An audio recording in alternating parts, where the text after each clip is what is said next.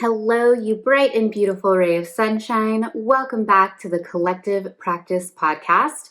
I'm Lauren Spalding, and this is a podcast for mental health entrepreneurs where we talk all things business, clinical, and managing our own mental health.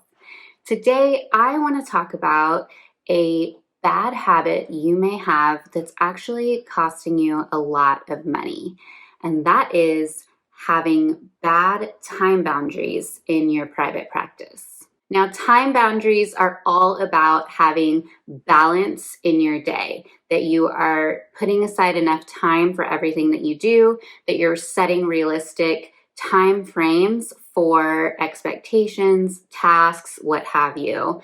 It's respecting and valuing your time in a way that allows for all areas of your life or all areas of your business to feel balanced and, for the most part, equal in terms of prioritization. Now, I want to walk you through a few areas of private practice that are worth assessing your time boundaries around. And I want you to notice if you engage in porous or rigid time boundaries around these different areas of your business. The first time boundary that I want you to think about is your time boundaries around administrative work, particularly communication with clients and potential clients. So when you have porous boundaries in this area, you are checking your email and voicemail and responding to people at every moment that you have free time throughout your day. And you might find yourself checking voicemail and email during off hours.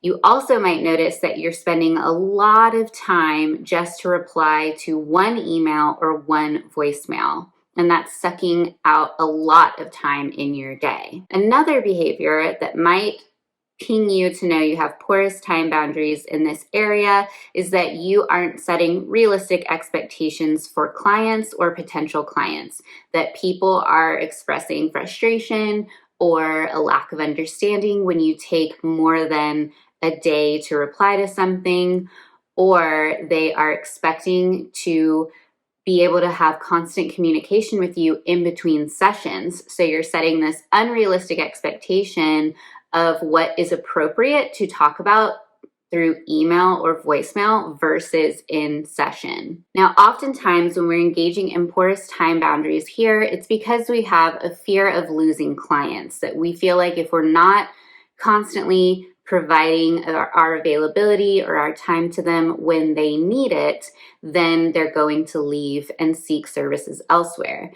Or we're struggling with the fear of not gaining clients. If we don't call back those potential clients right away and get them on our calendar, then we're never going to fill up our calendar. Now, here's the danger of these porous boundaries. First, if you're constantly checking your email and voicemail throughout the day, you are likely ignoring and neglecting other areas of your business that need focus as well.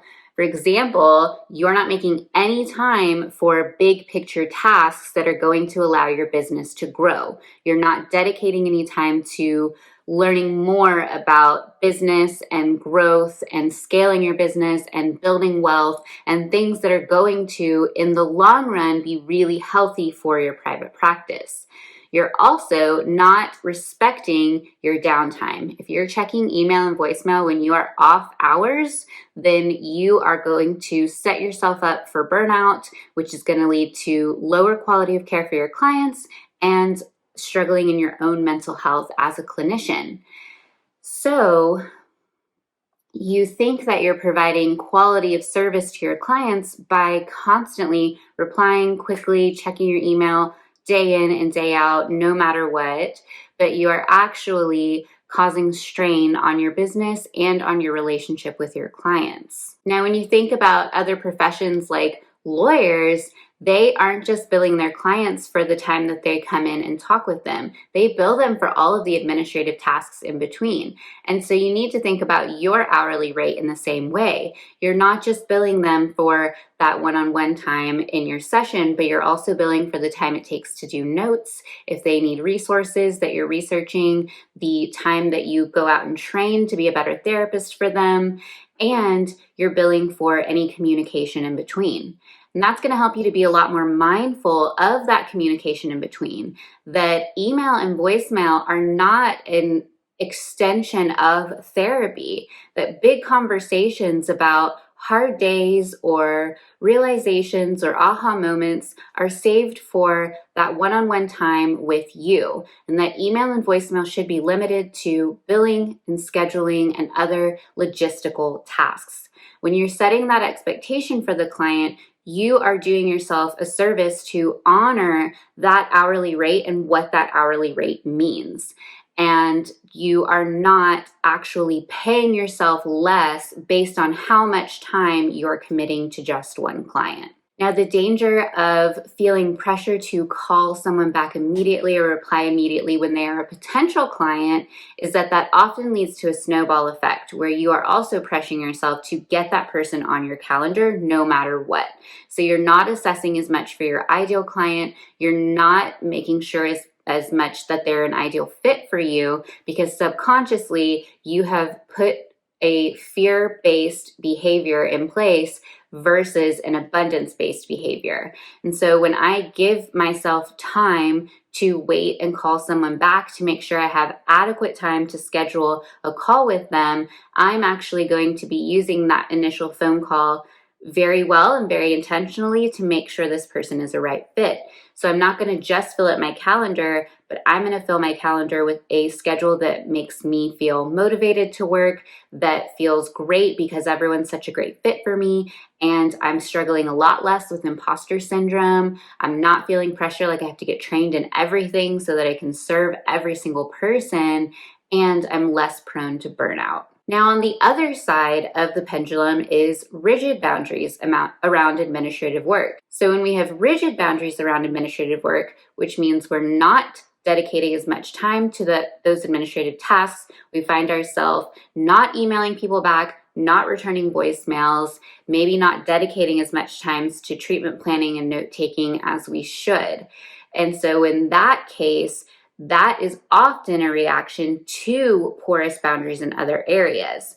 For example, if you're not ending sessions on time, so you're not dedicating enough time for notes, that rigidity of, I don't have time for notes, I'm going to put them on the wayside, is because there's a porous boundary around that clinical hour. If we're not returning emails or voicemails, it's often because our day is overstuffed and we don't have any time to do more than come in, see our clients, and leave. And maybe our personal life is busy, like maybe we have young children at home, or we have dependents, or there's life happening. So we're not creating enough time and creating balance in our workday, that we're having to have these rigid boundaries around administrative tasks because we just don't feel like we have enough hours in the day. And of course, the danger with that is that you're going to get way behind on notes and treatment planning. That's going to pile up, feel very overwhelming, and it's going to affect the quality of care and the quality of your note-taking, which we all know could be very dangerous if we were to be audited for any reason, or if we were to experience a board complaint, so on and so forth. Another danger to having rigid boundaries around admin and not dedicating enough time to it is that we could be creating a false idea of who we are. Even if my calendar is full, if I'm not returning calls or replying to an email to let someone know, hey, thanks for reaching out, sorry, but at this time I'm not taking new clients, that person is going to be communicating to other people, I called this therapist and she didn't even take the time to reply. And so in your head, you're thinking, I just don't have enough time, and my calendar's full, so why should I reply anyway? But you could be potentially tainting your reputation as a therapist and blocking future referrals and future rapport that you need when you have clients terminate or graduate from therapy with you. The second time boundary that I want you to assess is session time. So I kind of hinted at that in the first one.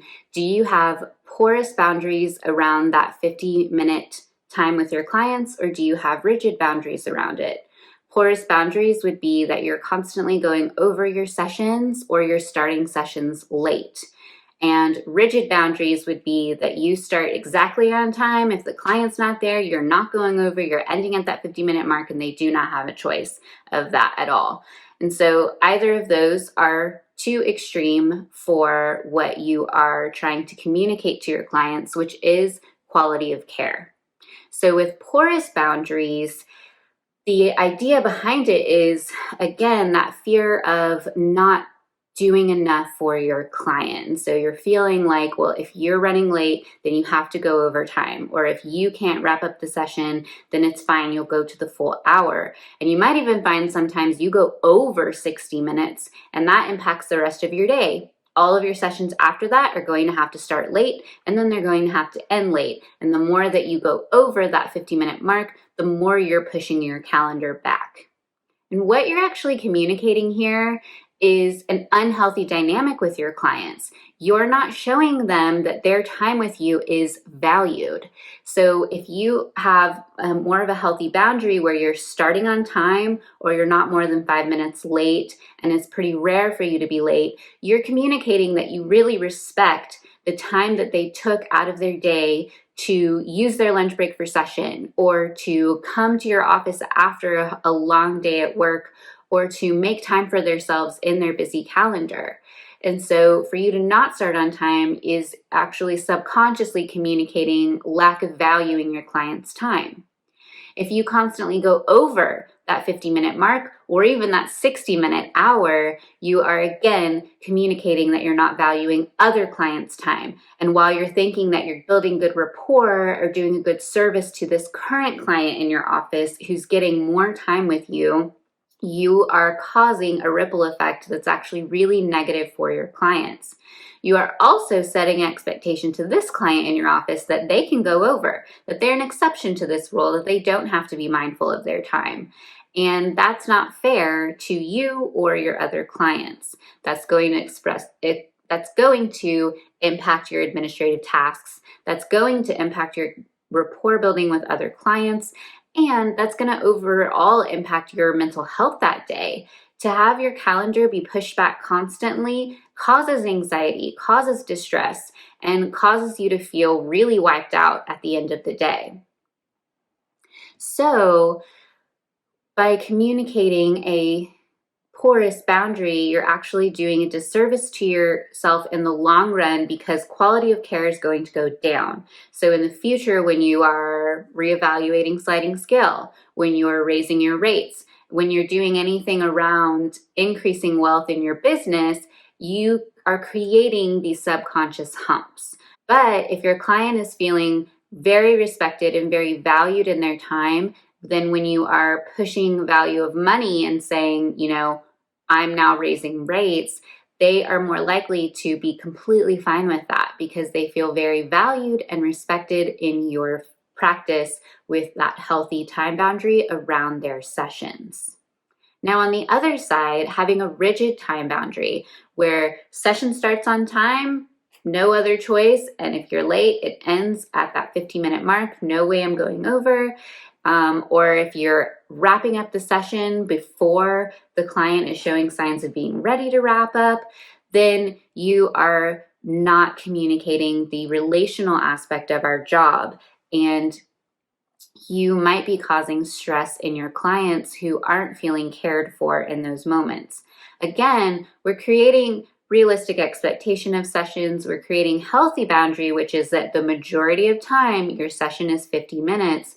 But by communicating that you are flexible and that you recognize that some sessions are an exception to that rule, you are communicating that relational piece, that you're not a robot. You don't expect your clients to be either.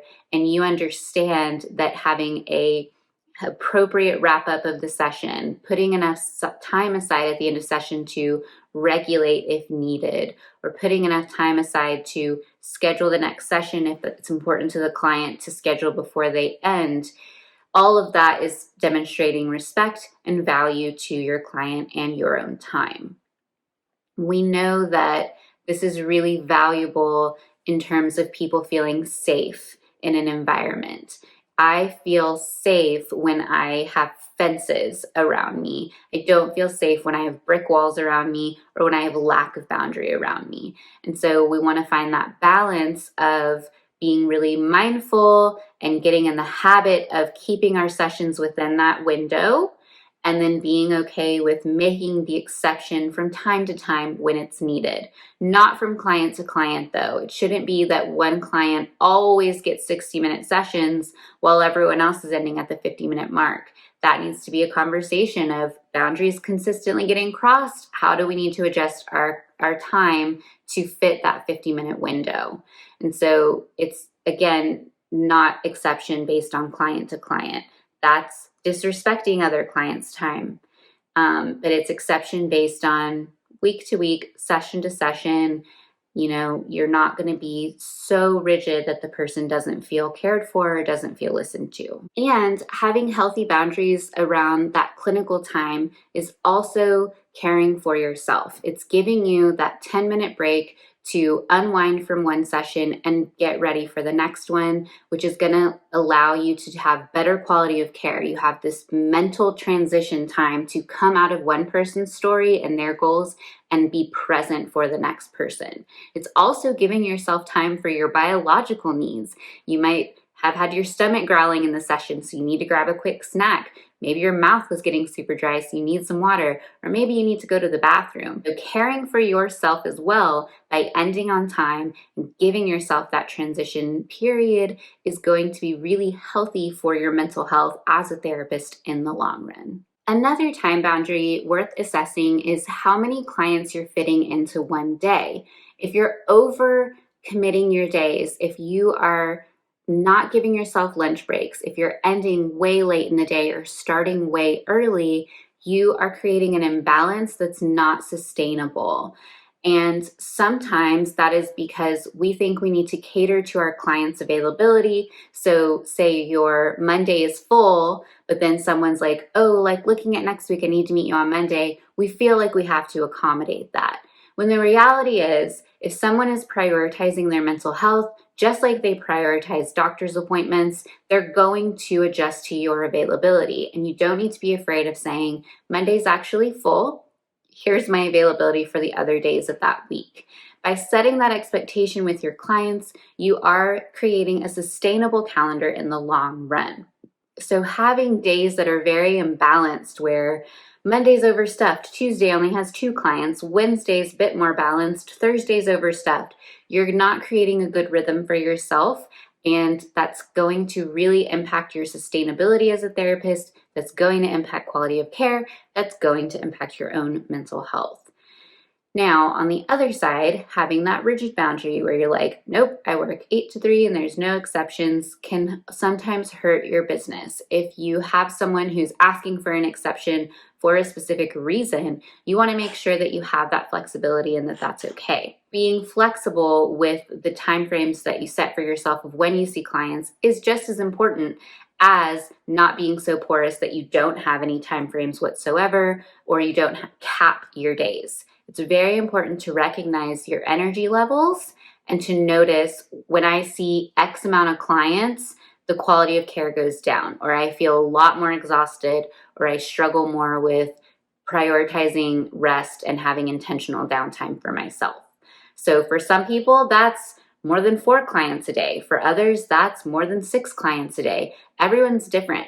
But if we're telling our clients to listen to their bodies, to trust their gut and their instinct, and to respect and value themselves, we need to be doing that as well when we're thinking about our workday. Finding that balance, finding that harmony where you're respecting your energy, you're respecting your time is going to help you be a sustainable business owner and always provide quality of care because you are showing up with good energy, you're not feeling exhausted, and you're feeling respected and valued as you meet with your clients. And the last time boundary that I want you to assess is time boundaries around sliding scale clients.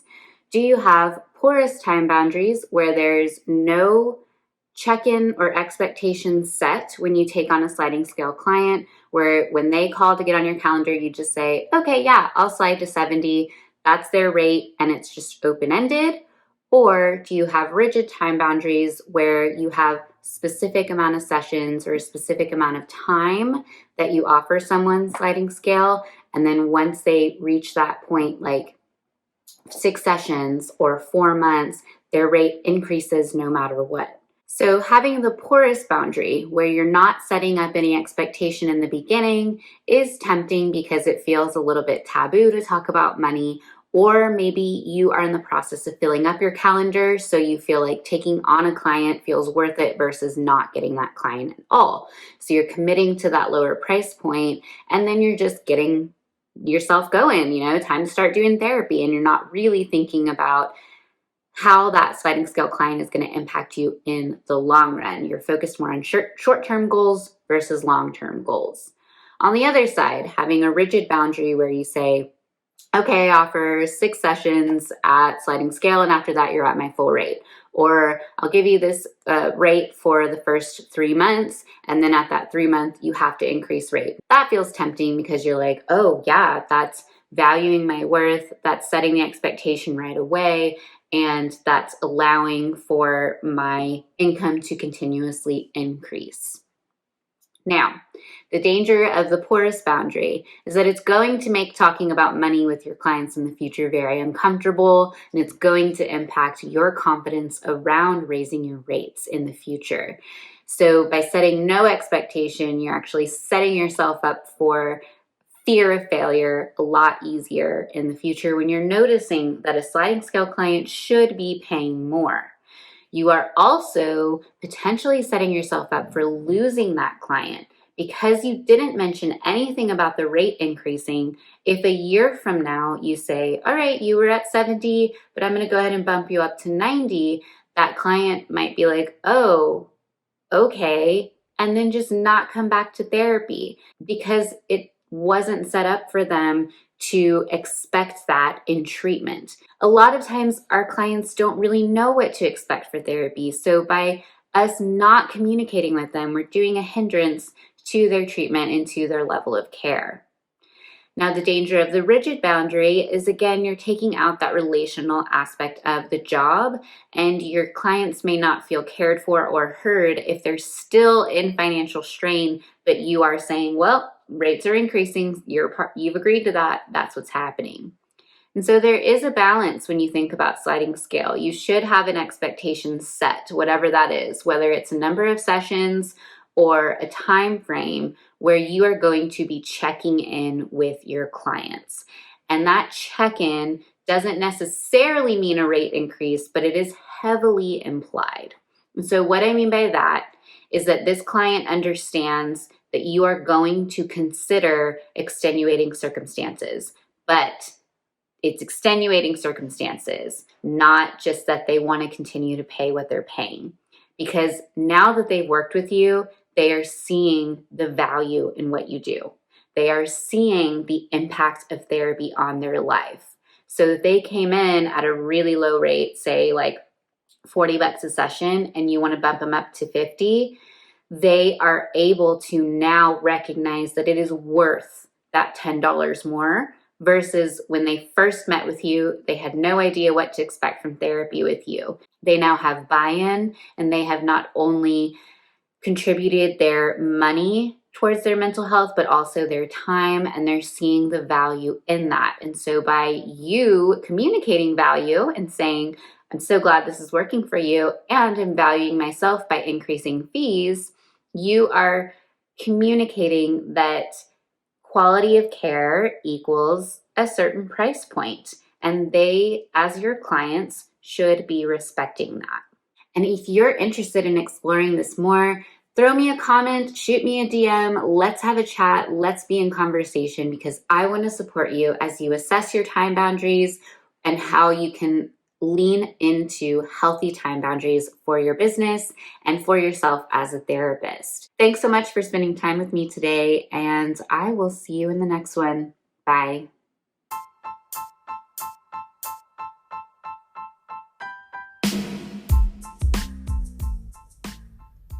As we wind down from this episode, take a moment to reflect on your key takeaways. How can you care for your business and yourself this week? Don't forget, you are awesome and worthy of a hugely successful career.